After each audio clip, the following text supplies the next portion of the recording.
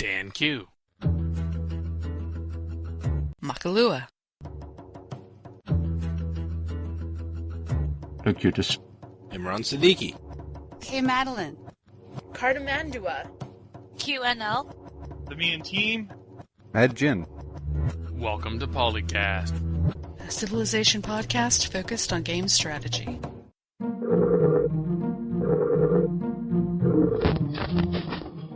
Hey, Dan. Hi, Wouter. How are you? So, is Makawela here? What, Makalua? Makalua. Okay. Takes some getting used to with the echoes. Yes, that's true. And not being able to see each other, so it's hard to say when someone is about to speak. Well, that's what will make this all the more interesting. That's true. And hopefully we won't and but too much. No, I did that on purpose. And just so you know, yes, I've been recording this for about the past minute already, so... Uh-oh. So this will be heard by future generations? Are you here, Mythos? I guess not. Is your mic plugged in? Oh, no. Oh. Did your wife mute it so you wouldn't sound like a dork? She's wrong, you know. You don't sound like one.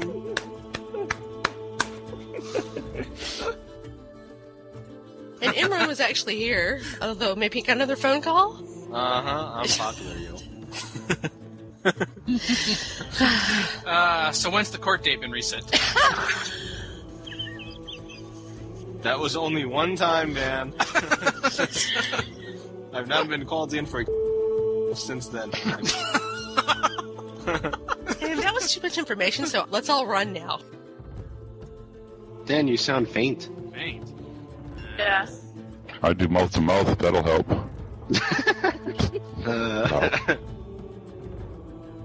The citizens of a particular city don't like the name you gave to the city. They think it's lame. They have joined X. What's wrong with calling a city pig iron? That'd be funny. You guys are really guys, right? Your voices sound like it. She'll be coming round the mountain. No singing. That's what she said. That is what she said. Dan's on the dirty train. What? Is that like the crazy train? No singing. Like, it was so bad you had a guest telling you not to sing.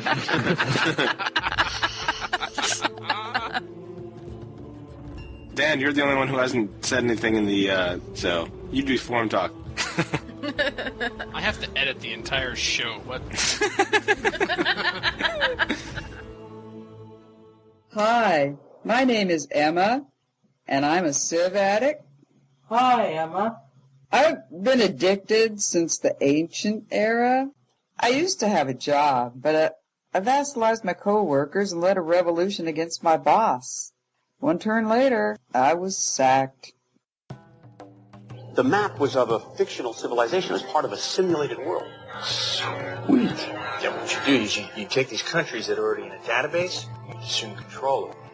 Two societies separated by a river straight down the middle. Shepard took one country, I took the other. But this is no ordinary game. I mean, it is incredibly challenging, instructional. I mean, the sheer number of options built into it, staggering. How does one play it?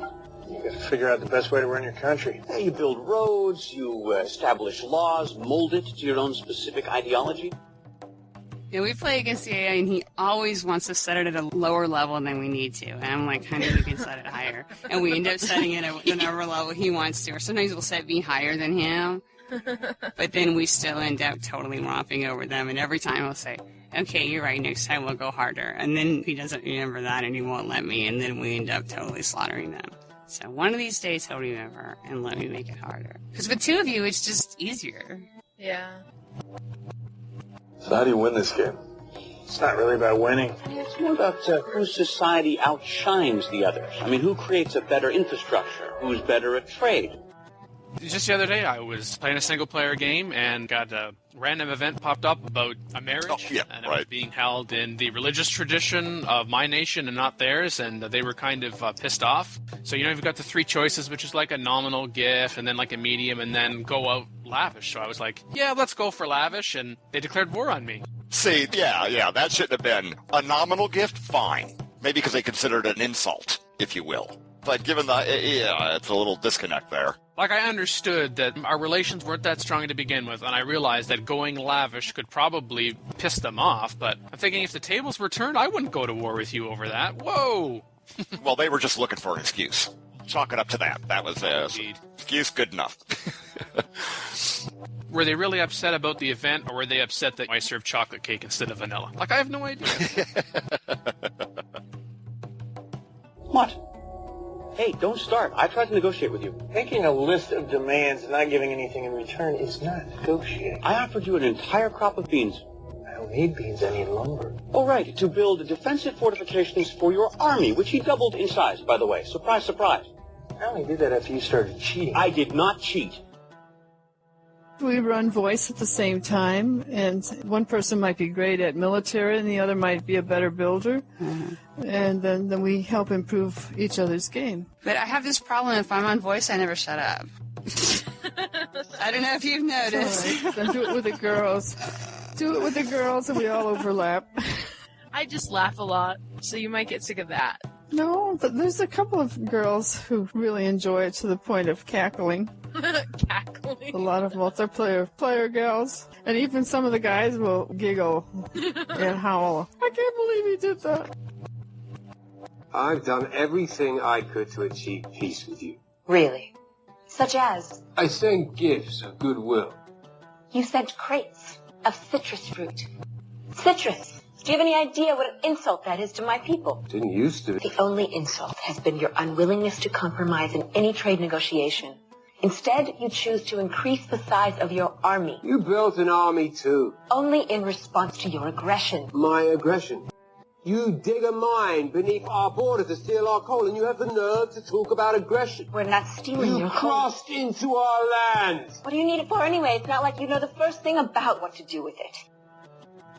You got to wonder what some of those units are thinking, though. I've been sitting here for 1,000 years. The borders have already expanded past my outpost. Why can't I go home? Now, here's a thought on that, actually. They could add something in that was like a sort of military civics tree, where you've got local levies. So you immediately get a bunch of cheap units, but then if you need to delete them, you've got too many, you just hit disband and they go back to their homes. And then you can hit recall and summon them again. But if you had, say, standing retinue, you could send them home, but you'd have to pay their wages first, but they're a better quality type of unit or something. You're making me think of Warcraft 3 in the sense that if you have people working, you can do like call to arms thing, right? You could send them back after. Yeah. Warcraft 3, you call to arms and all of your peasants become militia. Yeah, that's a sort of idea. Well, it's not just Warcraft, but I think Rise of Nations had that. I think so.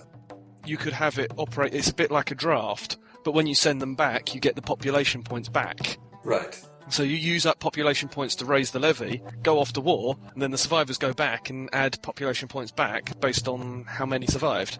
Yeah, and so you've got your levy as your cannon fodder troops, and then you've got your retinue who are better equipped, but you have to pay their wages. Then you've got your regular trained troops who are permanent, your standing army. So you've got your standing army that you always have, and then you've got gold recruit and population recruit, and anyway, it's just an idea that randomly came to me. And maybe resource-based recruits. Yeah, maybe, yeah. His people are digging a mine across the border into Halona. The coal resources straddle the border between my country and his. Oh, barely. They go 3 miles into my country, which your people are happily tunneling into. It has been a point of contention between us, okay? But it is just a difference in cartographic interpretation. Tomato. No, it's pretty clear cut. You entered illegally into my country. Gentlemen, you gave me no choice. You refused to negotiate. Oh, you mean give in? What do you care anyway? It's not like your people are going to use the coal. Oh, yeah, that's right. You needed to power your medieval steam engine. Kind of like the declaration on the AI in Civ 4. Oh, that was the other thing we noticed in multiplayer. In the diplomacy screen, there is a declare war button by the human players, and it would be really easy if you were trying to contact them for diplomacy to accidentally hit declare war. Yeah, so click on the Civ icon or their name. Do not click farther to the right in the declare war. I don't actually know how far over that goes, so hug to the left if you don't want to declare war. Hug to the right if you want to. People who like shiny things the most. But that's just a straight gold comparison, which is kind of backwards, not wonders or other things. So Dan will be just sitting on gold the whole game. He won't use it for anything. He won't buy off city-states. He won't enter research agreements. He'll just hoard all his gold. Just so I can be number one on that list every single time it pops up, however often it does in the game. He's like, I'm trying to corner the global energy market. What? This isn't Alpha Centauri. That's essentially what you do, though, when you buy off all the city-states. I won. There was 15 total votes left on the map, and I won with 14 votes. What are you talking about? It's a perfectly reasonable request. Oh yeah, perfectly reasonable. Yeah, I give you all of my food and my people starve. And I am not asking you for all your food requests. I did say that we would make a deal. A deal. Oh yeah, baskets. Big baskets. 24 of them, hand-woven and very nice. Oh, very nice. What am I going to put in? Huh? Certainly not food. You know what? I think you're holding out on me. I think you have plenty of food. Are you calling me a liar? No, I think you're trying to squeeze me for a better deal. That's what I think. I have got nothing to hide. Now, okay, so maybe I'll send some of my army troops down and we'll have a look. I had a giant stack of chariots that I had conquered almost my entire continent with, and I was coming down to the very last few cities of the last Civ, and he just got rifling. Yes, I was using chariots at that point in the game. And I had maybe about 70 chariots at this point, and he had a few rifles in the city, and I threw all 70 chariots at the city, and the very last chariot won the city. Really? Yeah, I thought that I would win it much easier than that. You normally would. Were they protective or something? I can't remember what his defensive bonuses were, but it was the most crappiest crap. And that was one of the things about this game is that, yeah, it's random, it's got odds, but it seems that those odds don't really say what they say. Can you imagine one guy with a rifle standing behind a wall as an army of say, 700,000 people on chariots charges at him? Well, I guess I'll start with the guy in the front. Not even a guy with a machine gun could hold off that army. Yeah, that's true. So much power at one's fingertips. It's amazing the attraction of this game. I only went a little bit when I see bad grammar, but I don't really care. If it's spectacularly terrible, then maybe. They turn into a running joke in one of the threads about, if you're alive or something on the forums right now. But for the most part, these are intended to be informal settings. So getting worked up over it, I don't know. For the most part, it seems to be fairly good. The case I could think of that I regularly notice bad grammar is in the form of plurals, like your immortal has killed Archer. Oh, yeah, in the game, that's true. I mean, how hard would it be to make it an "and" if it's a vowel? I would still rather them fix certain other things if they're going to patch. Let Control and Shift and Alt click work properly every time first, and I would be willing to accept the A Archer. Called a truce yet? Yeah, sure, we're good. Yeah, don't worry, we're going to stick to chess from now on. Besides, Rodney doesn't cheat. Oh, please, I need to cheat playing you. 12 events occurring, 11 citizens a-hammering, 10 chariots a-rushing, 9 spies a-snooping, 8 tanks a-blitzing, 7 wonders a-sparkling, 6 colonies a-liberating, 5 stacks of doom, 4 gold per turn, 3 barbs uprising, 2 vassals capitulating, and a popped hut free technology. Okay. Yay!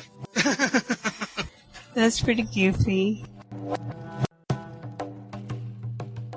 So when I first got Civilization 4, I didn't play it that much, but as the years went on... 5,000 years. 5,000 years. Yeah. Sometimes I like to go to 7,000, mixed up. Adam used to be really addicted. I did, yeah. You used to pretend you were... What was that guy? That was that guy... Bismarck. Yeah, he used to pretend he was Bismarck. I don't do that anymore. It's, it got silly. People were saying, what are you doing? Just stop it. And I did. I'm clean. It was really funny. You should have seen his mustache. It was ridiculous. Do you remember that time that you went dressed as, Julius Caesar to that date? No. Very inappropriate. I don't even know who. It was the Ritz. You can't dress in a toga to the Ritz. It was a toga party, so it's allowed. Nobody else had it. Everybody else forgot their toga. I was the only one dressed appropriately. You can make us all sound very Canadian, basically. Yeah, I make all of us sound like ladies and gentlemen when we're really just a bunch of thugs. Okay, that's secret number one. And thugettes. I'm voting for myself. Oh, wait. But you're not funny. You know what, Imran? It's funny when I know what the response is before she's even said it.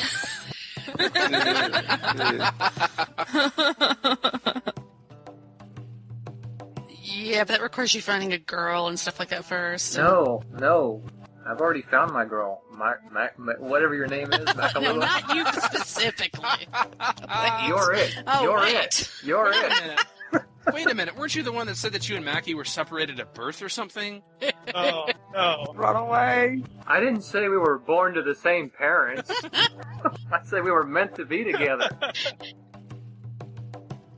Oh, I know. Mackie said that she loves Sid or something like that, and I said, oh, sure. Mackie will say that she loves Sid, but nobody else.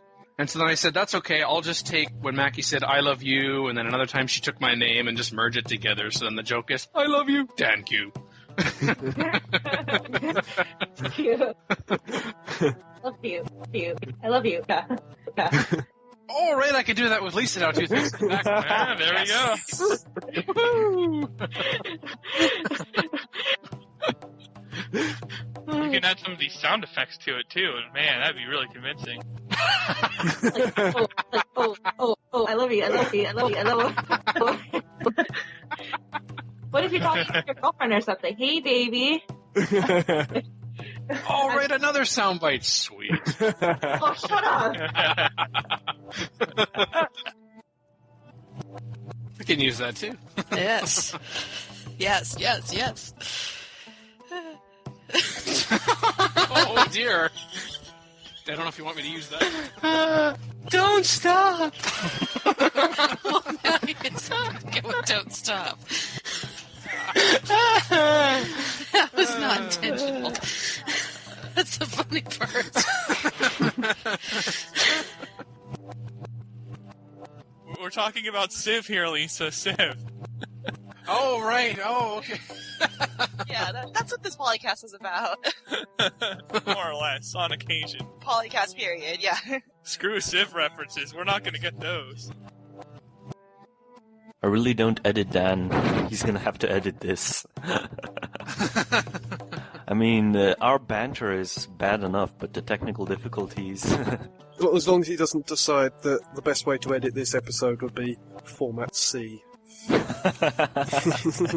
Just give up and say the last episode was one of the seasons. It was so horrible we decided to cancel it. As long as you don't have the O there, it's fine. Oh no, we're definitely keeping that. No! I prefer the That'll bring in additional listeners. And you nearly... Which would have been extremely amusing. That would have been spectacular. Dealing with means something else over here.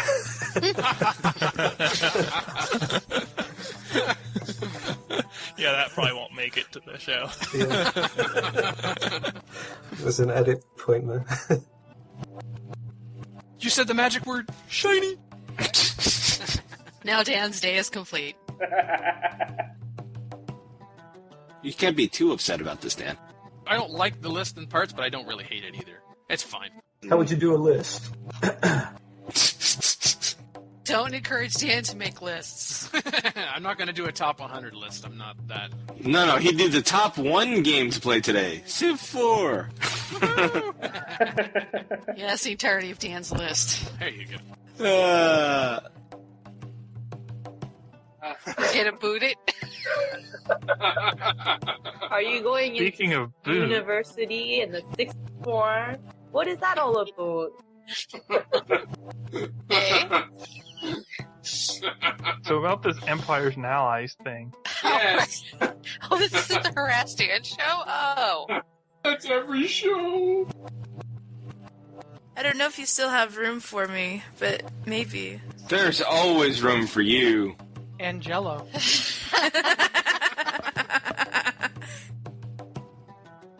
Been on. This is why I keep track of this. This is going to have to be edited. I should have had this right in front of me for a nice, smooth transition in my sentence rather than this explanation about why it's not a smooth. We could have had a smooth transition, but that's just not our style.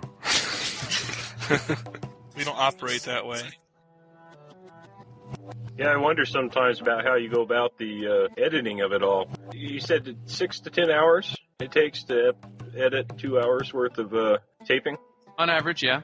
It's because he has to deal with a bunch of different feeds simultaneously. Yeah. Yeah. Sure, a lot of that's been optimized, so if a guy like me right off the bat, that'd probably take twice as long, if not more, to do that same.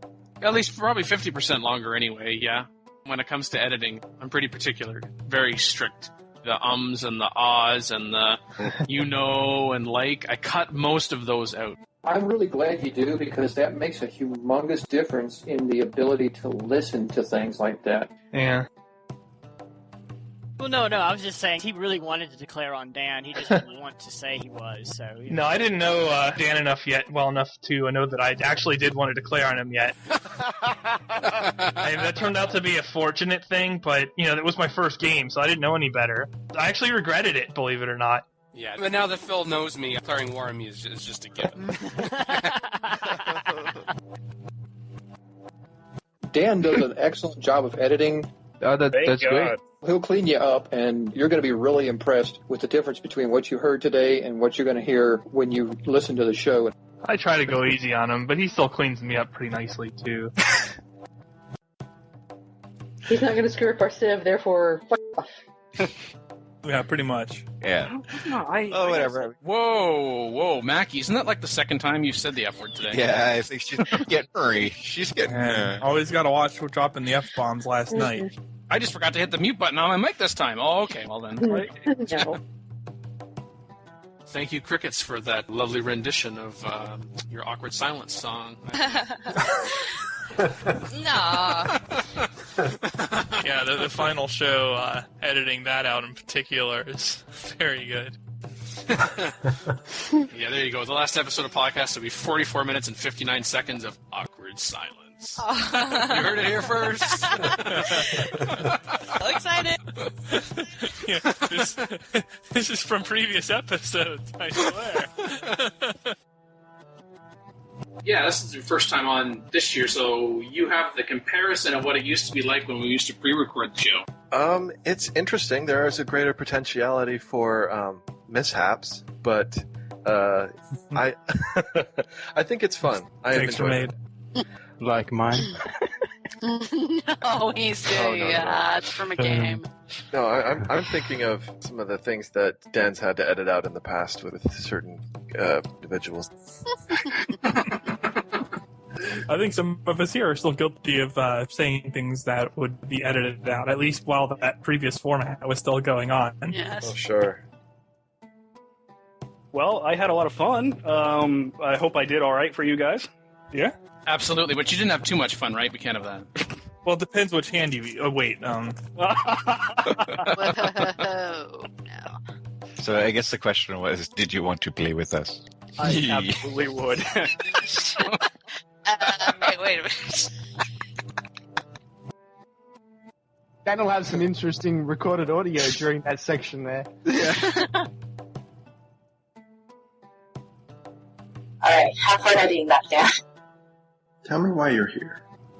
You know what? Honestly, I have no idea why I'm here. It's because of your addiction. That's ridiculous. It's not like Civ's all I do. Oh, really? Yeah. I have friends. I do other things. Like what?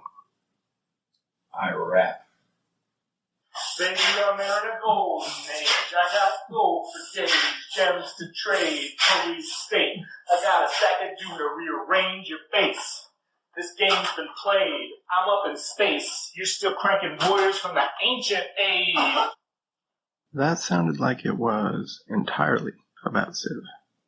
See, What you're doing is you're projecting, and really none of this is about me. Denial is common among addicts. I am not in denial, alright? Then show me your room. Why? Your mom said I need to see your room. Whatever. Red Star's this mod that comes with Beyond the Sword, and prior to the previous game patch, the scenario goes like this. Russia has fallen apart, it's broken up into different military states, there's a bunch of military leaders, and there's a whole heap of cities that are barbarian cities now. They have no government. And spread across the country are nuclear silos that have nuclear weapons, and they're protected by coalition forces, and they're vastly superior to your own forces.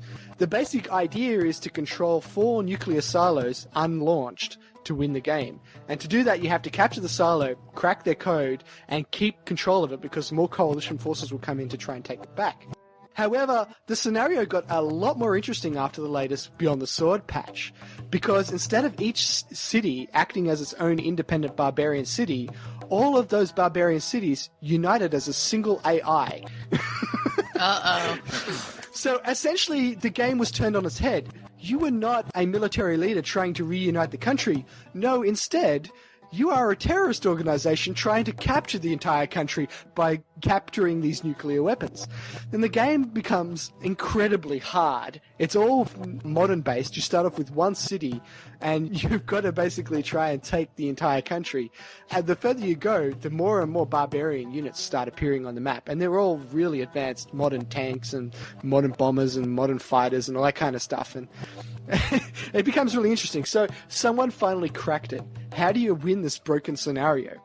Well, what you need to do is ally with all the other military leaders who have their own individual cities, and then build and buy lots of bombers and place them in those friendly cities. And then bomb all the improvements around the enemy barbarian cities. And there's a bug in the AI. When the AI gets bombed, it hides all its units inside the city to defend the city from an imminent attack, which never comes. So that gives you the time to actually take the nuclear silos and win the game. If you don't bomb their improvements, all the units come out and attack you.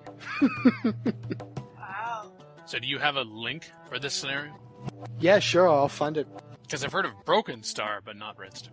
Oh, that's what I'm talking about. He was just waiting to see if you noticed, Dan. The important bit is the Broken Star is broken. It's very, very broken. And that's how you beat it. You probably saw that huge discussion about protective trait that happened in CFC. It comes about every 2 months.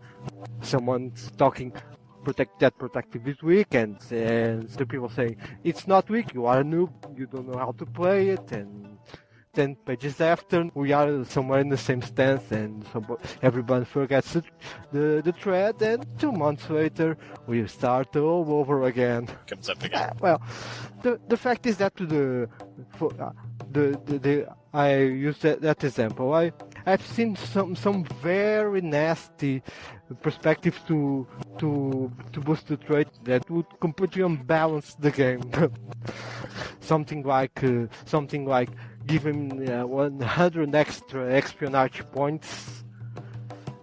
Just because of that, you can imagine what that would do in the moment that you had alphabet. Or making walls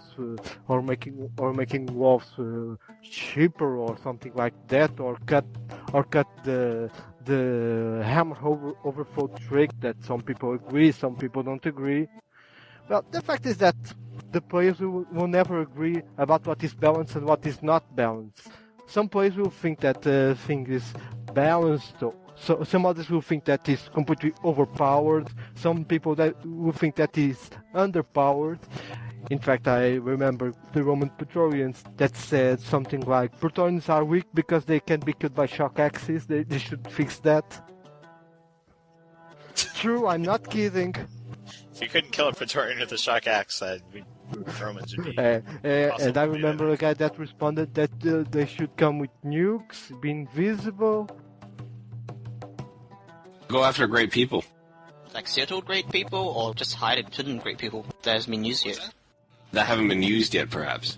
I thought that'd be interesting if you could go for settled great people, so Maybe it's too painful. I actually posted a thread not too long ago where I just had the idea of like when you went ahead and you captured a city and they had like a bunch of settled great people, you should be able to like reanimate them and maybe move them to a different city. Only to settle them, not to be used for anything else.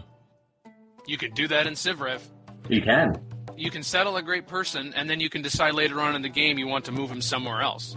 He can also rush completion of something, and obviously the unit is consumed, but settling a great person in Civrev does not mean that they are necessarily settled in that city for the duration of the game. And you can also capture great people.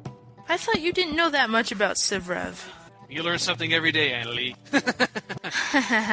See, that would be great for Beyond the Sword. I'm just sick and tired of like you capture like an AI city and it has 2 settled great scientists, a great prophet, and 4 great generals all settled into it. You know, I want to break them up. I want to specialize my cities. That would work out actually very cool. Maybe there should be a cost to that. So, like, if you want to move so-and-so great person, it should cost you a certain amount of gold. Someone had the suggestion in there that there should be a failure percentage. That if you went to move them, at some point during the move, the great person would vanish. You lose the great person. Sort of like a spy getting caught in enemy territory. I think that was actually a pretty decent idea. But it might be too risky to... people might not decide to use it and just leave. Well, it depends. Great people. What's an option? If you wanted to use it, you could use it. If you didn't, you wouldn't. But at least you'd have the option. You know, just like you can use a great general to and turn them into a warlord. Sometimes it saves people's butts in multiplayer. It has its rare, exceptional, annoying uses. Dan's still sore. Dan's still sore. Not so useful units, buildings, GPs, and wonders. That was funny. Balsa rafts. The one I liked the most was not so unique unit for America, Indiana Jones, plus 1,000% versus Nazis, plus 1,000% versus tanks. When he gets captured, he escapes 2 turns later. It's true. I like the one from Kark about the Tower of Babel, the not-so-useful wonder. 700 hammers, masonry, polytheism. Gives owner knowledge of every tech discovered by any civ. Every square of the world immediately turns into ocean. All civs are destroyed. Whoa. It took me a minute, but you all lose. Ha. Yes, give me all your texts now or I complete this wonder. There were some things that weren't wonders or units in there. There were a couple of civics one, like neoconservatism, -2 in relations to every other civilization, +1 happiness for every priest in a city, but -1 for every other kind of specialist. But then someone said, fixed, except scientists. Those get -3. A nerd, a not-so-useful specialist, +2 beakers towards future technology each turn, -1 food, +10% city maintenance, -5 culture per turn, -2 experience for units built in this city, and +3 great person points more likely to generate a great nerd. That's really well done. Being Canadian, I like the Avro Arrow, a Canadian unique unit. As soon as it gets built, it has to be dismantled again. Zing. I'm actually thinking that probably future variations of Civ will have different rules for multiplayer and single player. They're basically just 2 different games. The compromise is really bad. Well, I think Civ 4 was written as a multiplayer game, and then the AIs were slotted in, and that makes the single-player game. It's technically following the multiplayer rules, it's just the AIs don't quite think rationally. Yeah, that's true, but they're not supposed to think rationally always. AIs are supposed to do a bit of role-playing. Yeah. So if people enjoy an AI that basically does something that makes sense rather than something that makes sense in-game. Yeah. It's interesting the variants in tactics that are practical in multiplayer versus single player. Because of the AI bonuses making some things that would work in multiplayer absolutely impossible in single player, and vice versa. Big stack moving into a human territory is just going to get wrecked by siege after the very early game. Whereas against the AI, it's absolutely dominating. That's not a change in the rules. That's just the AI not being able to cope. Well, yeah, but that's my point. You'd have to literally make different games entirely if you're going to go down that path. If you improve the quality of the AI without changing the rules of the game, then the AI can play the game better. Dude, they're trying, and they're trying hard. There's a project, the Better AI Project, and they are improving it, but there's only so much you can do. They've been at it for years now, and even so, they're just streamlining build orders and stuff like that now, and that's not because they haven't been working at it, it's because it's not easy to do it. entire navy wiped out by the Bermuda Triangle event. Someone who's pro-event, losing 10,000 hammers in a single turn. I'm just waiting. He's waiting for the tears of rage. When I first met Brian, his attributes were creative and charismatic, but the deeper he falls into his addiction, he becomes aggressive and protective. He just won't let me in anymore. So, what brings you all to me? We have all been talking, and we think that you might have a problem. So, we'd like for you to agree to enroll in the Cividon program, which is weekly meetings and a retreat in the woods for 6 weeks. Not the woods that we've leveled to make more production shields, to create the Hanging Gardens of Babylon. No, these are in New Jersey. Okay, well, here's a question. Like, I mean, do you think that, the best of, these 5, Babylon is actually better than, the best of the other non-DLC civs? It depends on the situation. Ah. I have to give that response. They are better. If you're losing, they're not. Top tier Civ. I hesitate to say that they're better than all the non-DLC Civs. I don't know, but they're certainly top tier. It's kind of like when you're comparing Rome and Egypt and Persia and Civ 4 or something. Like, they're all really good. I don't know how you could easily pick one. It really is situational. Okay, but the fact that, like, they are top tier rather than, being the Native Americans in Civ 4, for example, well, we'll wait for more DLC to come out, but if, for example, the quality of the average DLC civilization were greater than the average quality of the non-DLC civilizations, then I could see a major problem brewing. Why should we be generally worse in the game, on average worse at the game, because you don't have these nice, new, shiny DLC civs? They're not broken.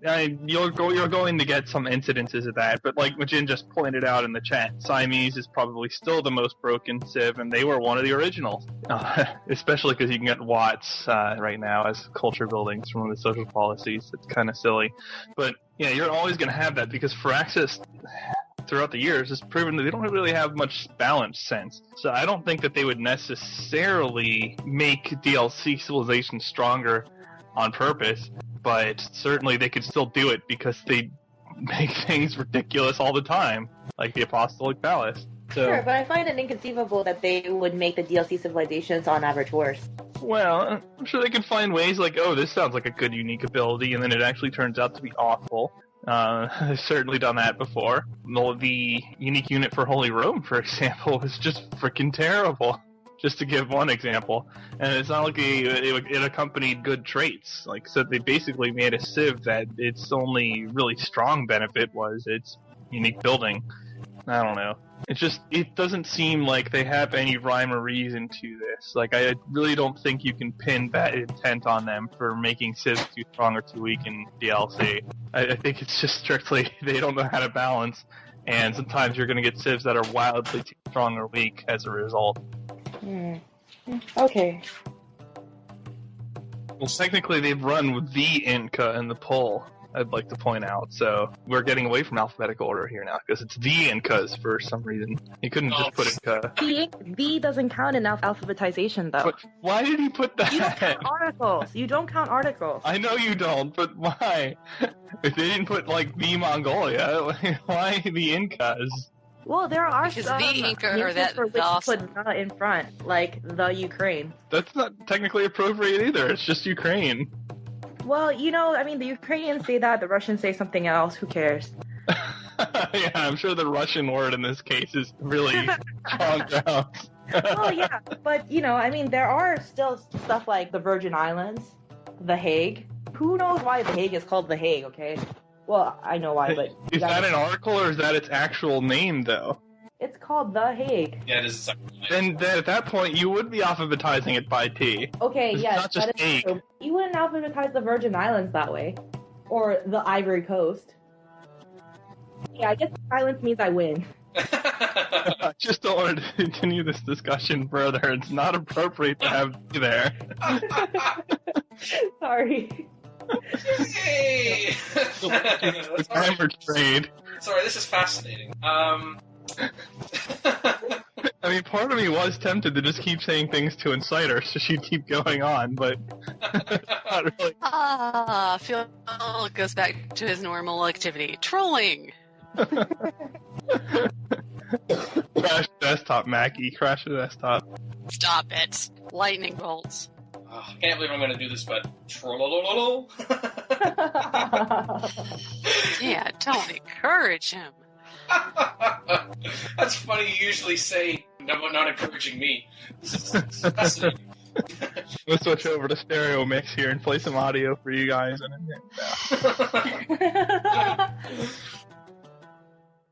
Yeah, this You is don't actually play other games while I'm playing Civ 4 multiplayer usually. Well, you're Phil. I would PolyCast. It's not just Phil. Okay, I don't know. I don't have the multitasking ability, apparently. Well, it gets into that stretch in the middle of the game where you're just producing units for war or something, and it's blah, blah, blah. And... Yeah, like someone's at war and you're not, and you play your turn in like 5 to 10 seconds, but they're going to take a minute. Well, yeah, it's time to watch the part of a YouTube video. Yeah. I usually watch Let's Plays, but there was one time I played both Civ 5 and Civ 4 at the same time. That was a little hectic. Whoa. I think I did. Did Civ 4 know that you're cheating on it? Yeah, it was a threesome with a player in 2 games. Excellent times. Yeah, which means Civ 4 threw the RNG on him because it's like, got little steak. Censored. Well, hey, you know his luck with the RNG. Now it all makes sense. Wow.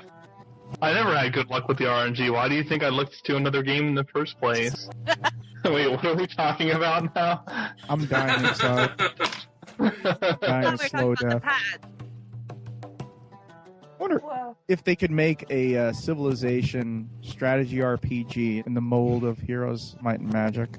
Well, you can get some pretty powerful units in Civ 5, I'll tell you that. You get something like an archer with a +1 range, the ability to attack twice, and can fire over cover. And it does feel a little bit like you have a God mode unit instead of a standard unit. It's like shooting further than cities can shoot. It does tremendous damage when next to a great general. It's pretty impressive, so they do have a little bit. You know what? Now that I think of it, that's the next step for Civilization. Having a tactical battle mode in which, rather than having the units shoot at each other over terrain, you actually go down to the battlefield level and you actually maneuver units and try and beat them that way. So it isn't always each one takes pot shots at the other with a war of attrition in which you actually have units that you have to fight.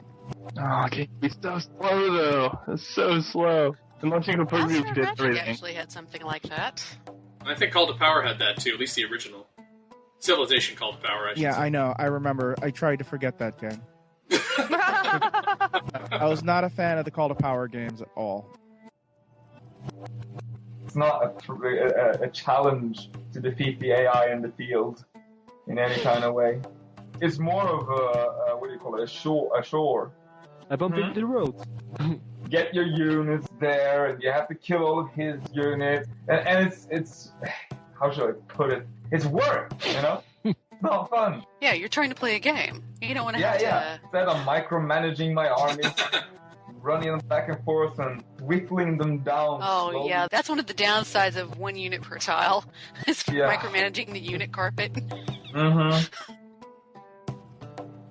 In my local circle, the biggest request is having proper Wonder movies. You know, we miss the style of Wonder movies that were in, even just in Civ 2 or Civ 3, you know, and then they started making these dinky little trailers when you used to have these extravagant videos showing what the Wonder was and what it did. I don't remember so many Wonder videos in Civ 3. I just remember Maybe being able to Civ see 2. them. Civ 2, it's incredible. Civ 2 had them. I never saw them, but Civ 4, I thought they were okay. They're almost like animated GIFs, just of your thing being quickly built. Civ 2 went into these long movies talking about, you know, what they were doing and music and all that stuff. Huh. See, at least for me, I would rather them focus on gameplay, because you'll see those Wonder videos, and yeah, like the first couple times you play, they might be interesting, but then when you get to like game 50 or game 100, when the replay value of the game is really in question, What you're going to want gameplay. I don't know. It's not like the people who create the 3D Wonder movies are the same people that are going to program a fix to the, double. I hear that argument a lot, but there's a finite amount of resources available to a company, and anytime they design a game, and who they keep, who they hire, who they retain after the game comes out, all that is contingent upon where they place their priorities. And so, to some extent, yeah, they are choosing to put that in over gameplay. Hey, Phil Shake, fire all the graphic designers, hire more programmers. No, I just know that Watch out for Phil. I never skipped any of the Wonder movies in Alpha Centauri ever. I mean, I loved those movies in that game. Even better, we can have Civilization 6 region locked. Oh, yeah. Everyone's favorite. You can only play Germany if you're in Germany. It's the new way of getting Civ players to wander around the world. Yeah, you don't have to stay there, but you have to visit Why there. are there so many people moving to Peru? Yeah. It's a tourist game. Hi, I've been suffering with Civ addiction. I don't even know how many years. I was first introduced probably when I was 10 or 12, by a friend of mine. And at the time, of course, I thought it was something perfectly innocent, totally benign. And in my naivete, I took the disc from him and I popped it in my own computer and I opened up Civ. And I should have known from the get-go that it was going to be a huge battle for me, what I had just got myself into. And then when the pizza delivery guy came, I was engaged in a tactical nuclear strike on the Aztecs, and I couldn't be bothered in the middle of that to get up and answer the door. I mean, I know it's a turn-based game, for crying out loud. I mean, you take your eye off of the prize just for one moment, and, I mean, Elizabeth is going to stab you in the back. Hey, look, the Roman ballista got 1 vote, so... I miss the Praetorian. Wait a minute, how did the Indian war elephant only get 1? I don't care which Civ game it is. Every war elephant that I've ever had to fight against have been supremely annoying. The Siamese war elephant is like that, but the Indian one is earlier in the game and it's not as strong. It's certainly usable to rush, even on deity. Someone proved it on the Strategy and Tips subforum. But it's certainly not the runaway awesome unique that you might think it is because it's called the war elephant, which it's true in most war games. They are unhistorically strong as all get out, and often to the ignorance of balance as well. Civilization 4. Yeah, exactly. Counter unit? What counter unit? Put the elephants on boats. They're on a boat. They're on a boat. That was one of the best troll posts ever. It was. Man, what happened to that guy? He's totally gone now. No, he isn't. He's posting on Civ-Fi Journal discussion. Oh, okay. I gotta get back to that. The evidence is clear. By the way, just to wrap this up, the most popular unit seems to have been the Chinese Choconu. It's a good unit. It certainly is. People have centered the rushes around them.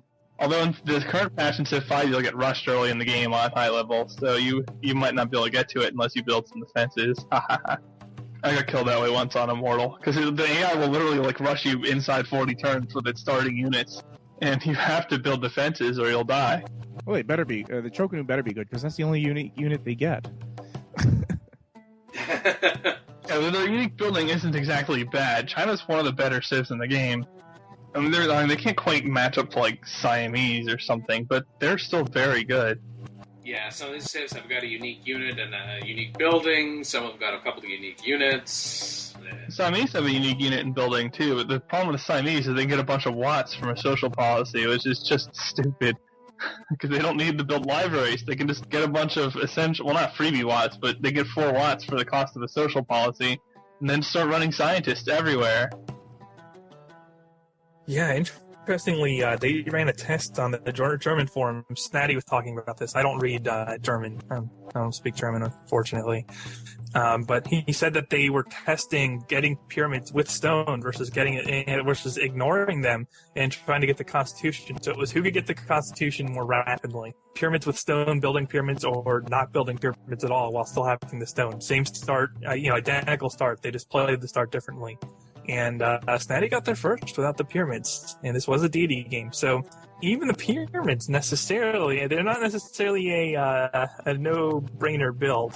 I was going to go back to part of what you said, Bill. You said you don't speak German, unfortunately, but then you started talking about it. So does that mean that you gleaned it from seeing, like the term Great Library of Pyramids, or did you run it through like an online translation service? Google Chrome said this page is in German. Would you like in to this case, Snatty was my translator. He was speaking about this in a thread in English and was basically rehashing the conversation. So I did not run this through Google Translate. I had a legitimate and competent speaker of the language summarize the results for me. And it wasn't really for me, but I read the thread anyway. So there you go. And you weren't going to give them credit until I asked the question, huh? That's nice. I said it was Snatty who did it. What do you want from me? Snatty's the awesome deity player in question here. Well, you should give him the translation credit, too. Yeah. Anyway. Whatever. 2K Greg did announce this week, I can't even believe I'm going to mention this. We've talked about this before, but combat animations are coming to multiplayer in Civ 5, so... We didn't need those. Why don't you use your time productively for God's sake? They are, however, all optional.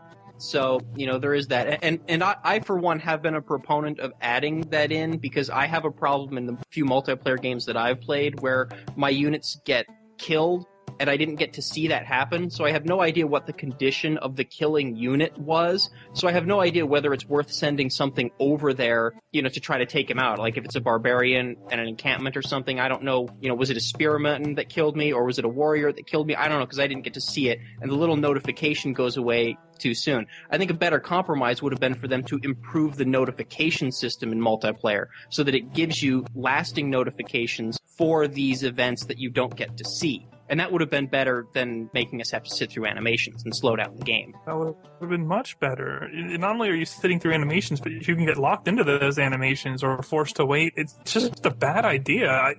It escapes me what they were thinking in even considering adding animations themselves into multiplayer when you already had double moving as an issue for an entire year before they finally patched to that. And even then it was kind of an iffy solution. The thing bothers me that they spent time on that as opposed to other things that would have been very productive for the game. Satisfied with the amount of time your turns are taking in multiplayer, Phil, you can also add combat animations in multiplayer. Aren't you glad that you can finally see your little guys fight? Lisa went there. Yeah, he responded quickly to that guy, and then the next guy asks for an optimization update, and there's just crickets. That's great. Yeah, you can make multiplayer games take even longer by using unit animations. Why is that such a requested feature? That makes me sad that even a decent chunk of the Civ community wanted that over other things. One thing I was actually wondering about was the trying to win the same way as us has been removed from Gods and Kings as a diplomatic modifier. So if you look in the summary section, it's under minor things. It doesn't seem so minor to me. I mean, this was one thing that we were complaining about was not in Civ 4. Even though you were trying to win the game in a certain way, the AI would just do nothing about it and just do its own thing. It wouldn't discount you diplomatically if you were trying to win a culture victory or build Sistine. As long as it wasn't pushing borders, they wouldn't really do anything about it. Lisa is referring to the minor things to the summary thread for Gods and Kings from Civ Fanatics. Yeah, I don't understand why they removed it and why they think it's a minor thing. I think, in part, they removed it because the AI was extremely bad at predicting how you were trying to accomplish your victory. On turn 5, it would decide you're trying to accomplish victory the same way I am, and, as a player, you were thinking, I don't know what my victory type is yet. Why do you hate me? I'll no trigger that within the first 10-15 turns. Which was really annoying. Yeah, that was the problem. It was triggering the diplomacy modifier too early. It was deciding so early in the game that you were trying to do the same thing. You roll over one city-state and maybe a civ, and you're trying to conquer like us. Hopefully they've done something like adjusted the AI so that in the mid to late game, the AI can figure out that you're on the path to victory and how you might be trying to accomplish that. And then it adjusts its tactics without necessarily having a diplomacy buys modifier. a clue and comes and smacks you down. That's what we needed it to do, not to be, As long I as don't it think does that to other AI too. Yeah. Yes. Well, like for instance, if you accomplish the Apollo project, you're clearly going for a space victory. The AI should be gearing up to raise your cities at that point. If it's far enough behind on its victory type that it needs to slow you down, it should be gearing up to attack you just like a human player would. Yeah, I can understand in that respect then getting a diplomatic modifier, in that case a negative one. But could you phrase it so that it doesn't actually refer to what I'm playing as the game? I'm trying to be immersed in the game, and I'm trying to forget that it actually is a game. And the fact that the AI is reminding me that it's a game isn't very nice. I think that's just you, Dan. We all are aware that it's... I mean, I don't know. I mean, I'm okay with being reminded it's just a game. Then you can, feel a little bit less stressed about it. This is not my life. I guess you could change the modifier or whatever to say you're competing with them in the space race or... going into, the XML military files? power. That's fine. Yes, that's fine. Just don't mention that you're trying to win the game the same way. It's just, hey, yeah, you're going for the space race. Or you're trying to gain favor of city-states towards diplomatic victory. Oh, no, I'm just going to contradict myself. You're trying to gain favor of city-states, period. So, anyway. Are they going to give us a quest where if you conquer enough barbarian camps, you have a greater radius for spawn busting? Because that would be great. Because even when we've not put on Raging Barbarians on meds, we've had Raging Barbarians, basically. Yeah. Maybe not. Maybe these are the friendly version. Not from the playthroughs I've seen so far. Right, yeah. Especially if they have horses. But they just want to give you a hug. Stick hug. I was going to say, I think they used up all their hugs on taming those horses.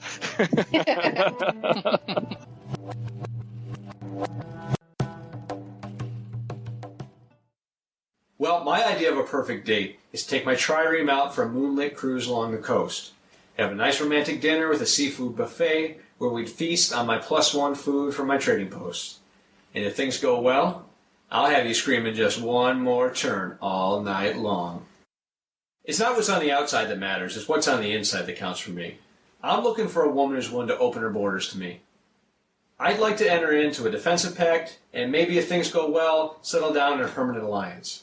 I wouldn't mind popping out a few settlers of my own one day. If you've got a catapult lying around that's not been attached to anything, and then along comes an infantryman, he can pick it up and work out how to use it, and basic laws of artillery means he's going to be a much better shot from basic trigonometry in his training on how to fire artillery. I'm not sure about that. Basic trigonometry's been around for 500 years. Well, he's going to be a much better shot than someone who just picks it up and goes, oh, catapult, throw. Ooh, that hurts him. I like throwing my big stones about. Yeah, only having certain units being compatible with siege element is sensible. It means probably that they are attached. If the two were in a pair, you would have to upgrade them together.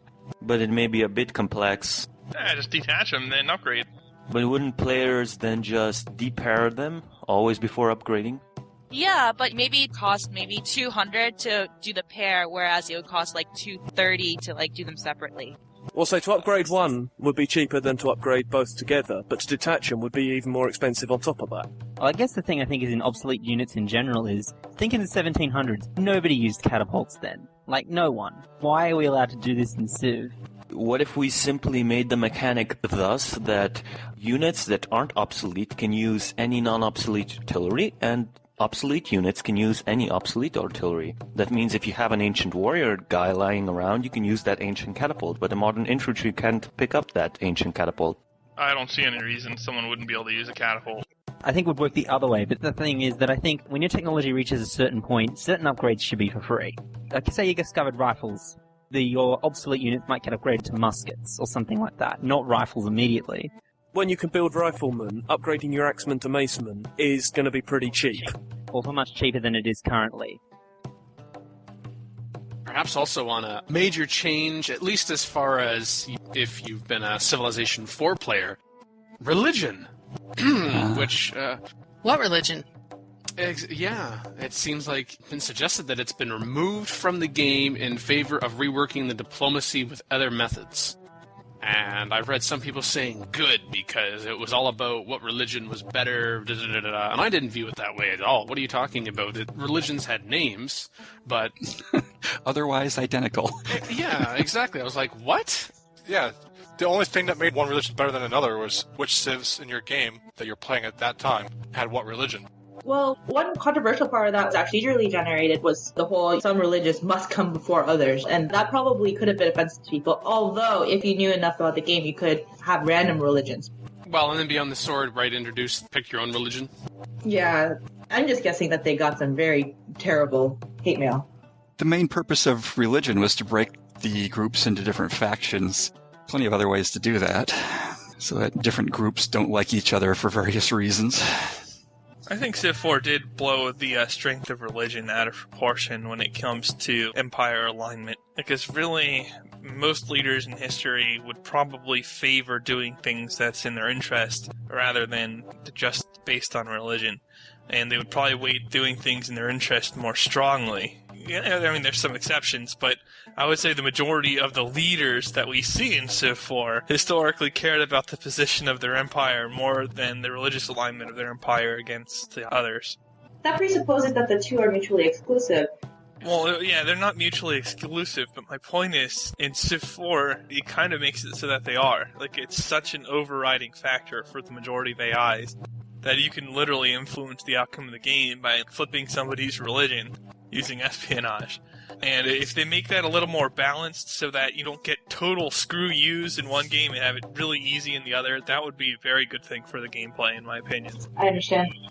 In Civ 4, if the AI doesn't like you, you can't convince it to do things that are in its favor. You cannot convince it to go to war with its worst enemy if it doesn't like you.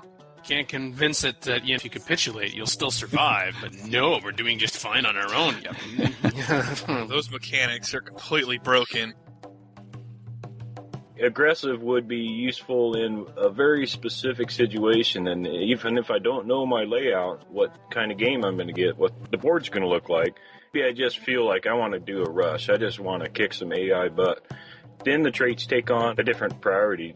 Do you guys ever start games with an intent for a particular type of play? Every now and then I do. Sometimes. Mostly I just play and see what happens, but now and then there's one specific strategy I want to try, or one specific thing I want to see happen, or whatever. Of course, I'm always trying to do something different in each game so that I can learn some new strategy. I never would have appreciated the power of religion if I hadn't decided to try a game and just go absolutely all out for it and grab all 7 religions if I could. Yeah, I do that sometimes, try to get them all in one city.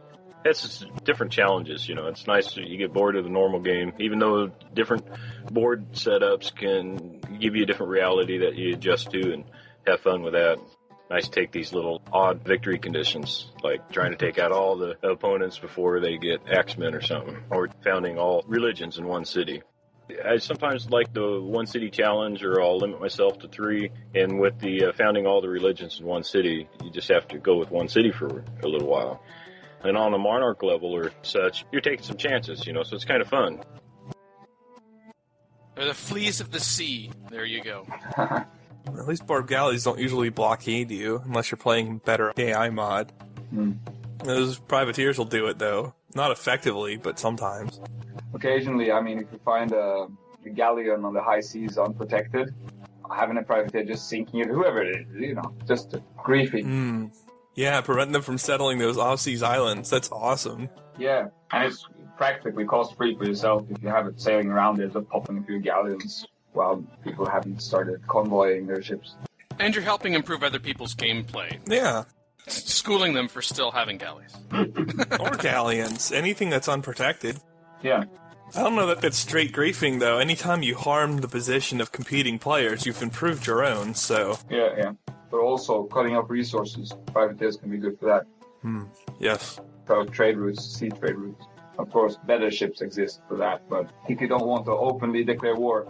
I really like the concept, and I think they should have more of that in Civ 5. Privateer and even land-based units like guerrillas or something. I think that would be awesome. so that you can fight clandestine wars and stuff. Yeah, I think we talked about it. That's in an earlier podcast about hidden nationality units, right? Mm-hmm. Yeah. Yes. We did. Episode 75. Oh, ancient history, huh? Oh man, it's a long time ago now.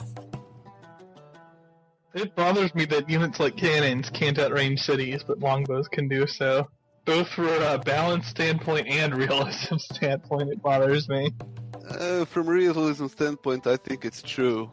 But from balance, I don't think so. It depends on which kind of cannon you're talking about, because early cannons, the arrows could outrange, but once you started talking about rifle barrels and the cannons, there's no way anybody could shoot something further than that cannon using an arrow, like a bow of any kind. So well, I don't know. I think these cannons in the games are like those cannons used in the American Civil War, for example. That kind of... Well, I know of one major battle where the rifle barrel cannon made all the difference. Essentially, I think it was a Confederate fort, was completely screwed over because the Union brought a cannon with rifle barrels and could completely outrange it. Just couldn't do anything back. And they had to surrender because they were starting to hit into their munitions. That was problematic. So yeah, that really was right around the time where cannons started to get that kind of range. But yeah, Civ cannons in Civ 5, probably more representative of the earlier kinds, if you're talking about realism. Yeah, speaking of which, I would really like to see an artillery piece that has a 3 range before the artillery, actually. Yes, that would be a... Were you talking about, like, unique units? That's true, we were. Oh, yeah, Okay. sorry. Samurai. Into advanced balance discussion here. Go on for, like, hours. Yeah, just one more turn, right? No harm there. Go for it. You remember Civil Wars and Civ 1? Whatever happened to those? Those are cool. I know, right? Wait. Actually, why not consider a diplomatic approach? You know, a keep your friends close, keep your enemies closer sort of deal? Unless iron pops up outside your borders and inside theirs, it tends to change things. Yeah, it does. Conquering the world with awesome graphics. Now that's the life. Yeah, it is. Perhaps I should get some sleep. No. New Civ coming out. Gotta stay on top of your game. Ready yourself for hexagons, single unit tiles, and of course, more turns. More turns. And remember, keep civing. I'm just talking to myself right now, aren't I? Yep. Just one more turn. Just one more turn. Just one more turn. Just one more turn. I really don't like that cities can shoot as far as Siege until late game. That bothers me. The whole point of Siege historically has been to outrange cities, and now that you included a tactical layer, the fact that that can't happen is pretty jarring. And the fact that Siege requires a resource and it takes up a spot and it gets in the way of other stuff, it's really annoying to have that. I think the Civ 5 map in general probably should have been zoomed out a little bit, so to speak. Maybe have more total hexes, but then higher city distance minimums or something like that.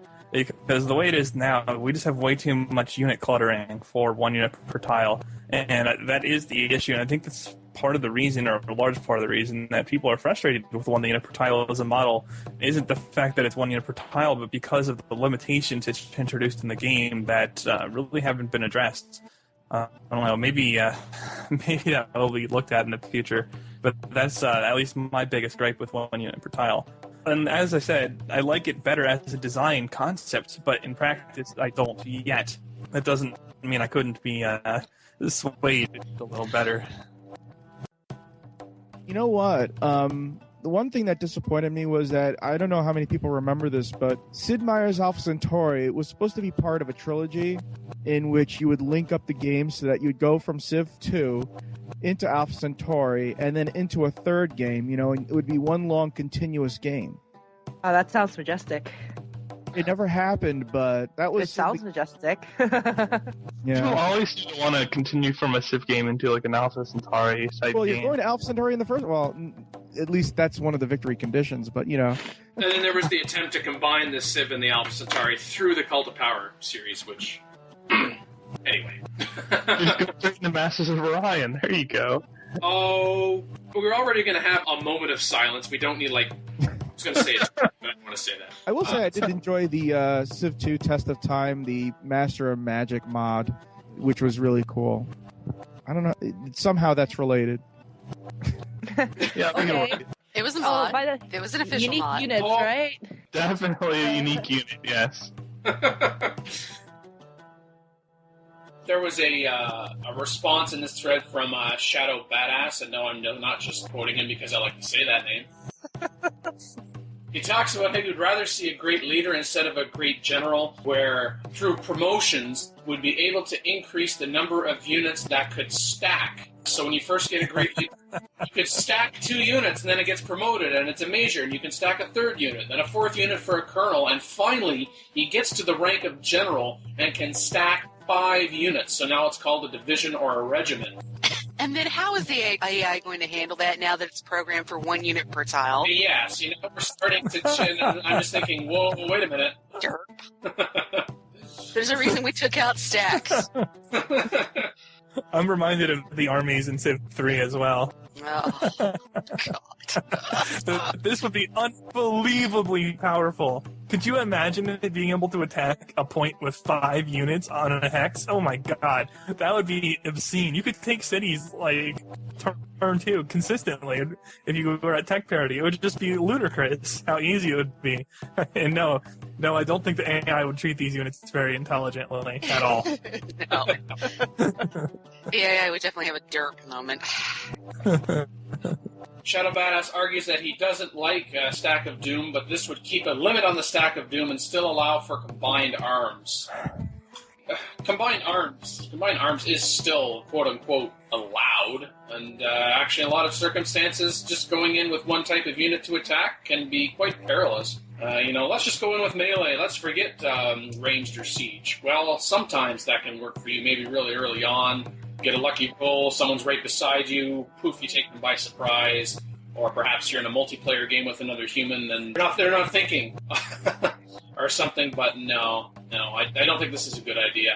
No offense, Shadow Badass, but I think that's even worse than the great general modification suggestion. It would be fun, but it would be broken, yes. Doesn't lead to long-term fun. If we were back in even thinking about Civ 4 or before, where we had Stacks of Doom, you talked about armies in Civ 3. I actually think about armies in Civilization Revolution, where you could have 3 units, they get onto the same tile, and then they combine, and now they're an army, and right away their attack is 50% greater, which, we could get into the percentages and stuff, because Civ Rev is more about some extremes as opposed to some of the more quote-unquote balance that we get in the PC version of the game. But then that's taking us back out of the 1 unit per tile situation. And I think we've discussed before how overall we prefer 1 unit per tile rather than unlimited number of units per tile. Now, before you rank them, I've always found that the ship of the line always seems to be more effective than it has any right to be for some reason. I don't know what it is. But they always seem to just come in and just blow away any ships. Even if the other ship are more advanced than them, they just come in, knock them off, and go away. Unless they're destroyers. But why do you feel like so few people voted for that? I mean, I feel like naval special units kind of get the short end of the stick in general. And, well, I mean, I can see the point because some people are just kind of ignore the naval side of the game, especially with embarkation now. But it can be pretty effective, especially if you can kind of snipe some embarked units. It depends on the map, really. And that's part of the problem with naval units, I guess. But on any map where they're even a little bit relevant, people underuse Navy in general. Because what happens is you only have so many tiles, hexes, you can affect on land. But with the Navy, you essentially can threaten from more... You can threaten from more directions, and you have a unit that can bombard and cause quite a bit of damage on top of that. Yeah, that's one of the things it's actually a solid unit. And for naval superiority, in this game screws the opponent. And that was actually true in Civ 4 also, but people didn't really understand that. I found that, though. That's one of the things I liked about the fact that you only have 1 unit per hex in Civ 5 was that it made spaces really, really precious, much more than when you had the killer Stacks of Doom. So now people are actually forced into utilizing naval units because they can't fit any of the land units on their land or other people's land anymore. Let me put it this way. If you played against somebody good in a multiplayer game and you neglected your navy, you could die instantly. It was really bad. It mattered. It mattered a lot. Unless you liked getting all your coastal cities raised. But that's not usually fun. They usually lose when you get a decent chunk of your cities raised. But it applies in Civ 5 too. Just the ability to threaten so many different things at once using your navy and wear down stuff on land using your navy combined is pretty impressive. And it works well as a follow-up after England's unique unit. One thing that I think would benefit is if each individual deposit was smaller, but there are more deposits, because then it increases your chances of having at least some of a resource. But you can't just, found one city, 6 iron, and you can just go to town with swordsmen from just one deposit. It's a little bit extreme.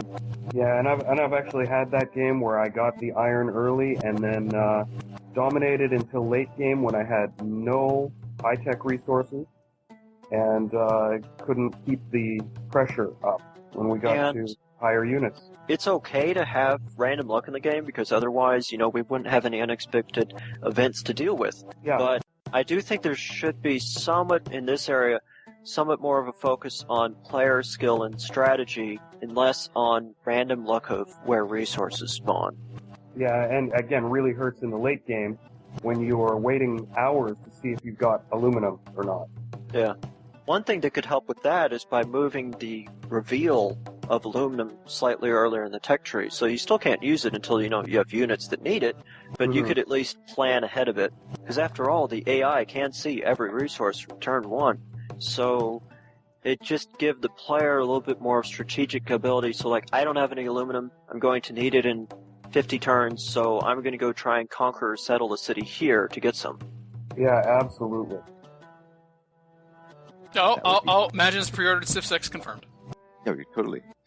You have to be an idiot not to. If you want to. Throwdown. You have to be an idiot not to pre-order Civ 6. Wow. And if you're going to buy Civ 6 after it launches, but before 90 days is over, then yes, it's really, really dumb. Because you purposely hurt yourself. I mean, if you're waiting more than 90 days, then who cares? I just preferred the absolute statement. Even if you don't game, if you don't pre-order Civ 6, you're an idiot. No, I'm going with that. That's a good headline. Totally. Yeah. It's certainly fair enough to say that if you're listening to this podcast about Civilization, you should have Civilization 6 pre-ordered. And by the way, Civilization 5 is on sale on Steam right now. So, although I'm sure every single person listening to this podcast probably already owns it. But if you don't, buy it for a friend. All right, so Derek, you know what the question to you is now, right? How many copies are you going to buy for us? I don't have any hookup for Civilization 6, though if you're interested in Stardock games, I could probably hook you up. Yes, please. But one of each, thank you. Derek, you don't need any hookups in the industry to buy games for us. I just... I'm not letting you off that easy, sir. And copies, the minimum is 2. You're going to buy at least 2 copies for each of us, because otherwise it would be copy. See, so starts at 2. Let's go. What's the number? Grammar. So we can pay it forward. See? Are you taking notes here? And this includes all the people watching right now. So. Oh, it's starting to go up a little bit in price now. Most of us are probably that are on the panel are also looking at the chat, so we are also part of the audience. So really, if you're extending it to the audience, that means you're buying us as a host 2 copies at least, and then you're buying us as an audience member at least 2 copies. So we've at least got 4 copies coming our way. Yes, excellent. All the poor viewers, they're like, "What's going on?" This podcast has gone off the rails, courtesy of... Come on. Everyone knows that everyone in the gaming industry is a millionaire. Derek's got lots of money. It's no problem. It's all good. Yeah, for sure. No. All you do is make games all day. That's right. Doesn't he own Stardock now? Isn't he like the president of Stardock or something? Nope. You make infinite money when you're making games. That's why game studios never go out of business. Have you noticed that? That's true. That's a valid statement. I have noticed that as well. They never do. Not even ever. What Derek meant to say is that he's not the head of Stardock yet. We just have to wait one more day for the coup to finish. Oh, okay. Sorry, we're early. Hey, dude. Hey, what part of do not enter do you not understand? And what's up with the camera? Dude, I was planning to shoot this Civinon video that we spoke about your gaming addiction. Do you have 2 minutes to shoot it right now? Do we have to do this right now? I'm like in the middle of the turn here. I'm about to crash Napoleon with my returning army. Check this out. Dude, you're always in the middle of a turn. Just give me one more turn. I also need to deal with the copper embargo that Gandhi imposed on me. Mean bastard. One more turn. Dude, didn't you say that last time when the Mongols were attacking your border? Oh yeah, that was scary, right? I hate Kashyyyks, they're unstoppable. Why Genghis Khan has to be so aggressive? I don't understand that. Stop, no more turns, dude. Look who wants peace. How about your head with Lagoon on the end of a pole? Have you even been listening to me? I'm sorry, man. Alright, I'm done. No more turns, I promise. Hey! Are you there? You wanna play multiplayer? Screw you!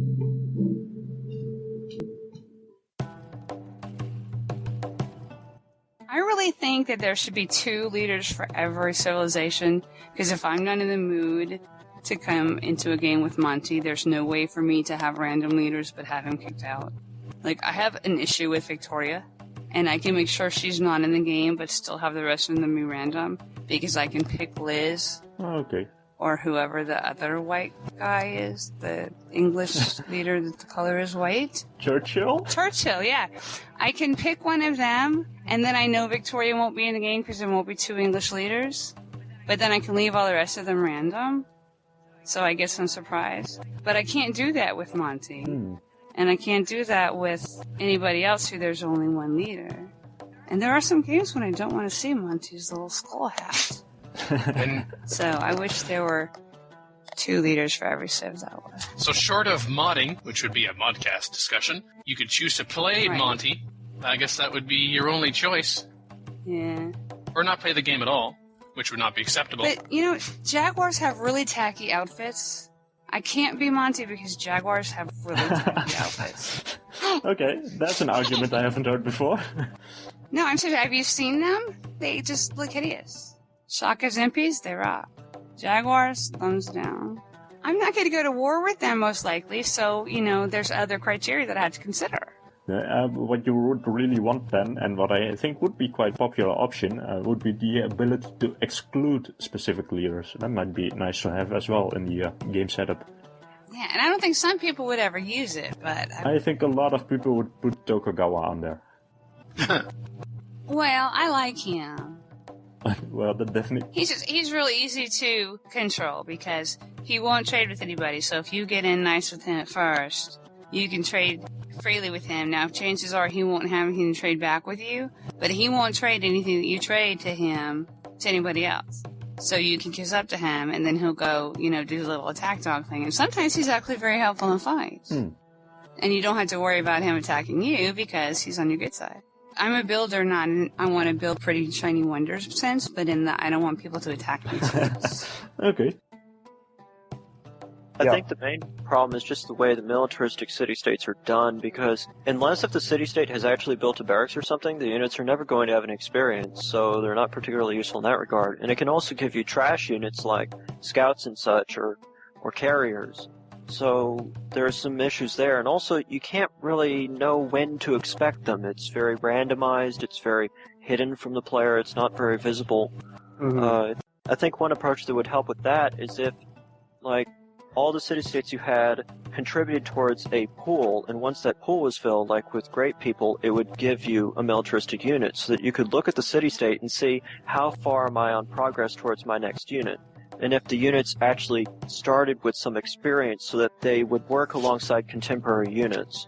I thought actually through the interface that if you open a city-state and you hover over the icon that talks about whether your friends or allies, it will tell you, it will grant you a military unit every 10 turns, 12 turns, 17 turns. I mean, yes, you would have to know, okay, so what turn number am I at since... Exactly. The last one I had, which is... it's like, okay, but how about even telling me you will receive another unit from them in 7 turns? rather than trying to keep track of, Exactly. It's not very transparent. And the other issue with it, if they drop out of friendly or allied status, and then you put money into bringing it back up, the timer will reset. If it was like a pool that was all built up, then it would carry over from one time to the next, and it wouldn't just be wasted. That's been a consistent issue in Civ. I kind of forget with Civ 3, but it feels like every Civ I've played, you get muskets and rifles, and rifles are a lot better than muskets, so you just wind up on rifles. That was the case with Civ 3. If you got muskets, you would move on to riflemen pretty quickly, and then musketmen are moved, basically, quite quickly. So you have to switch over all your cities to muskets to get the number of muskets that you would need, and so unless you're really technologically advanced, it's usually worth it just to wait for rifles. Historically speaking, what's the difference between even rifles and infantry? Fully automatic assault rifles, it's only a couple hundred years. Strictly speaking, gunpowder was available for much longer before the Renaissance in history than actually going from rifles to infantry. So it's kind of backwards in its implementation in Civ. But where do you put the muskets in Civ, I guess? Because you've had some kind of musket weapons in the very early thousands AD, or maybe even before that. You had these very crude looking things that had one shot or whatever, and then they took forever to reload, but they were there. Little fire lancers. And then Lauren's entire post. I've been too pessimistic about trade posts in Brave New World. These days, I normally actually go for domination victories, domestic gold output of cities, economic screen is more important together with city connections. Foreign trade routes are welcome, but of secondary importance to the overall domination win. Therefore, trade posts are welcome addition in non-riverline terrain. Substantial amount of gold even so. This is because you can actually build the free maintenance cost line buildings in all your cities. And then science line buildings get built into universities in all my cities, best cities from public school and research lab. Happiness line buildings get built into Coliseum, circus in all my cities. From that point on, I prefer cheaper happiness lines, such as Autocracy, Walls building line, and Barracks building line. These get built in all cities eventually. Not strictly necessary though, admittedly, because in late game you can still raise cities at manageable pace without tanking overall happiness. World ideology also eliminates ideology pressure happiness penalties. All cities should work a free trade route post at least, so you can get more benefit out of gold line buildings with their modifiers. Oh, I'm sorry, is that a question? Yeah, that's a question. Oh, okay. It's not written like a question. No, it's not. It's like I got to the end, it's like, oh wait, there's a question mark. Yeah, this is in a how many trading posts do you build in your cities thread. We've talked about trading posts before, but I don't think all cities should work a few trading posts. If your city's a production city, you really don't want it working a trading post, unless you ran out of places to build. When Mega Bears fans, I had to laugh at this. If you have control of the World Congress at any point, you may want to consider proposing the Nuclear Non-Proliferation Resolution. Well, okay, I think we can say pretty well any civilization we're going to talk about, you get nuclear missiles into play. That's going to hurt a lot of any civilization's unique anything. But quite frankly, I've noticed, I think since the last patch, or maybe the patch before, the AI really, and I mean really, hates that resolution with a freaking passion. So unless you have the ability to defend yourself against that, I guess you got to weigh the cost of, are they likely to use nuclear missiles against me? In which case, okay, fine, but if you're just going to end up pissing them off for that purpose, I wouldn't do it. Nah, kill them before they get to the nuke tech. It's easier that way.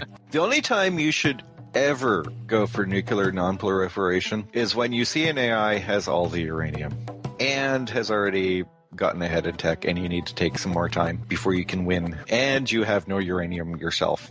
Otherwise, just go take theirs, or just go over and pillage it before they get to the nuke techs. I could see a hybrid of that, which could be, they've got all the uranium. I'm going to go take it with some other units, but in the meantime, no nuclear non-proliferation. And then when you get all the uranium, it's like, okay, well, enough of this. Especially if you control the... It's like, okay, let's remove that now that I have the uranium. Of course, if you're at that point, you're probably going to accidentally win a Diplo victory anyways. If you control it that much at that point in time. Yeah, that and how many XCOM units are you going to be able to land? Lots. Especially yeah. By that I mean the terrain. Can you surround the city if it's really high city strength? Then what do I need nukes for? The nuke is probably less hammers. But the nuke is also only one time, whereas the XCOM is not. But you only need you only need you only need 6 nukes total. So rather than building enough XCOM to surround each of the 6 capitals or however many there are, you can build 1 nuke plus the XCOMs to take it. I would prefer those cities that I'm about to capture to be perhaps useful at some point. Although, admittedly, no, the game ends the following turn. I know if it's that late, I admit if it's that late. But at the same time, I'd still like to know that the cities could end up being useful, and I'll have a higher score because there won't be as much pop loss. Just tell yourself it will be useful eventually. It's all good. I take these things into account. Happiness just won't be in this game. Well, it's this game that matters, I tell you what. Well, long-run considerations are not that valuable when you're winning the game next turn. It's okay, Dan. You can take your irradiated population and put them on a spaceship and then use them as your first pioneers. Yeah, I don't have to worry about not having uranium if I have XCOM. Well, yes, if you don't have uranium, then okay. You can just build a couple units to take something with uranium, and then you have uranium. Then you nuke people. Oh, it's pretty obvious. No, just use the units. Forget about the uranium at that point. Just use the XCOM. Well, okay, yeah, I do end a lot of games by just going artillery and taking everything.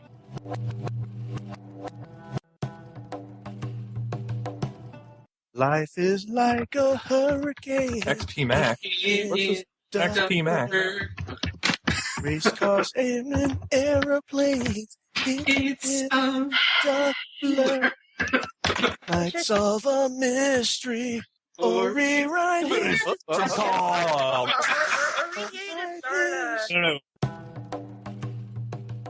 So he still has this 5 1/4 inch floppy disk. Wow. Remember those things? The only such floppy I still have is the original Civilization floppy disks in the original box. That's all those other floppies are gone. I have no drive that can read it, but it doesn't matter. Yeah, I've got a number of old games sitting in the box with their discs. Don't have anything that can read the discs, but I still have the discs. Yep. There's been quite a few computers I've gone through since I even had the 3.5 inch discs. Yeah. PolyCast the musical. It's still on the table. So what if I we're recording a say podcast, every not a line? musical. What if I sing every line? That's right. Hello and welcome to the podcast. Episode 141. That was a very good reason we have the no singing rule. So we recorded on the No, seriously, stop. February. If you keep singing, I'm gonna leave. It's like, we got Netherlands and Celtics, Mayans and Byzantines, that sort of thing. There's the leave button. Just kidding. Farms in the 20th century are nowhere near the farms that were in 1 BC. So that's also true. That, and of course, as time goes on, you're not going to probably be able to construct the mine as soon as the game starts, but you could probably have a builder. So it's like, okay, this generation of builder, when they were made, they didn't know about that, but hey, we've researched this technology and now we can mine, yay! And then successive generations of builders can also do that. Yeah. Although that would be so actually bad. Oh, yeah, I'm not saying specifically that. Oh, you constructed this builder before you could mine. Now you have to construct a new builder because that would suck. Then I have to learn new tricks. That might be a air quotes fun mod or scenario, but let's not have that in the base game. No, I'm not suggesting that. As soon as I said it, I thought, oh no, what am I saying? First Civilization 6 expansion, worker unions. Yeah. See, children, there used to be a time where games came on physical media. What's a game box? Yeah, right. Well, you can still get that with Civilization 6, but you kind of have to go air quotes out of your way, as it were. And a manual? A printed manual? See, kids, there used to be a thing called instruction manual. It was a crappy solution that we had to deal with before tutorials were made. Basic rule for the controls and not much else. And then they realized they could just put that in the game and save themselves the print. Yep. Especially because most manuals were written before the game was finished being done. So yeah. We have to have a lead time on printing, and oops, we changed the control scheme. Sorry. Or we just deleted that. Civilization 6, Day 0 DLC, Instruction Manual. LOL. There was actually a pun in the thread, and I didn't even come up with it. I was going to ask if Dan picked the thread just because of this pun. Yeah, I saw the pun. Not just because, but it was a plus 25% diplomatic modifier. Brandon had made a comment on our Skype conversation. The last time he was on the show, Lisa was still a regular co-host, and here's Lisa back replacing an absent Mad Jin, so it's serendipitous. Yeah. Yeah. It just prompted me having both Brandon and Lisa on the show to do some data searching. I was interested to see, in terms of guests, so strictly speaking, as a guest co-host, what is the longest time between appearances on the show? And Brandon, you'll be happy to know that you are 5th all-time running right now. Boo! Also, his response to coming back on the show. Because you see, the last time that you were on the show, it was episode 145. And so here you are, 108 episodes later. Lisa, you now have the title of the greatest time between guest appearances. Yes, the last time you were on PolyCast was episode 151, which was only 102 episodes ago. But the last time you were a guest was 83, which was 170 episodes ago, which makes you ahead by 1 episode of Dojo Boy and Load Parkin. Congratulations. Well, thank you. It was only 100 episodes ago that I was like a regular co-host, so I mean, it's not that long ago. I feel it's a technicality, though. Yeah, it is a technicality. Yes. Dan and his stats and his technicalities. Like, You know how this goes. Let them have it. There are 6 guests who have gone more than 100 episodes between appearances. We've already forgotten about them. Focus on me, people. Focus on me. You do realize that one of those 6 is you.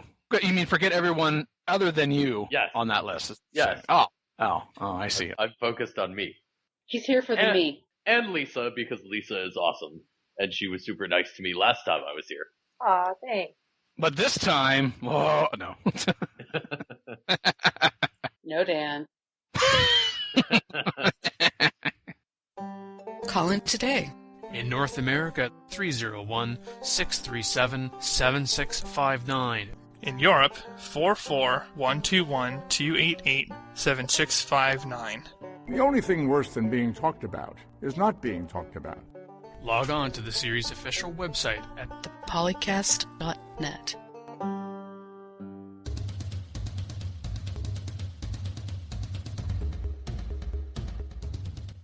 How did you find the show?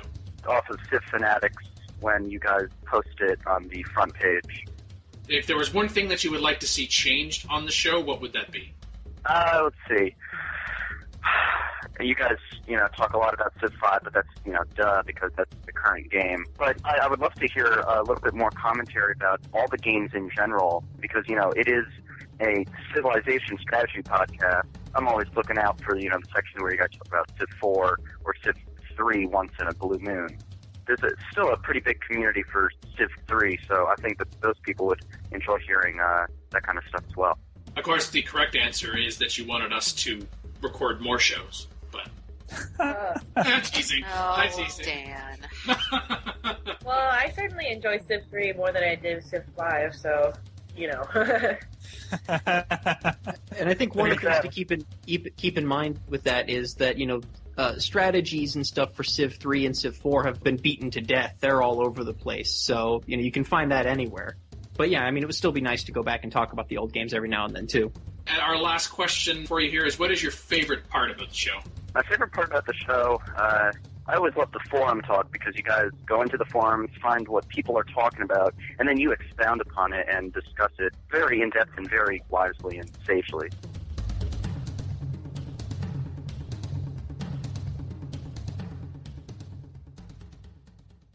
My housemates were asking me about the podcast. They're like, is this an explicit podcast? I was like, well, we're not going to talk about Catherine the Great, if that's what you mean. That really needs to be said, dude. Come on.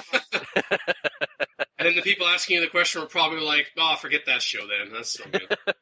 Some people might be interested in that. Weird people out there. What's this podcast about? Is it about World of Warcraft or one of those? Stargate Atlantis Clips, copyright MGM. Till the Hun, you're done. Speaking of done. All right, get out. We'll save the intro-outro topic for... I don't think your outro is acknowledged there, Imagine, or your conclusion. Yeah, I don't think he likes it. No, because that was invalid, and you know it was invalid. It works for everything else. Out.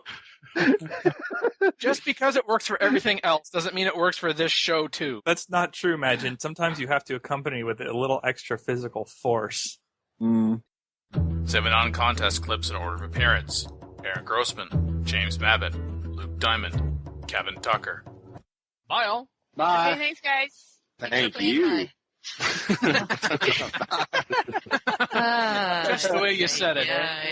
Yeah. What a start to the day. Joel Mahanan, Joseph Cray, and Matthew Becker.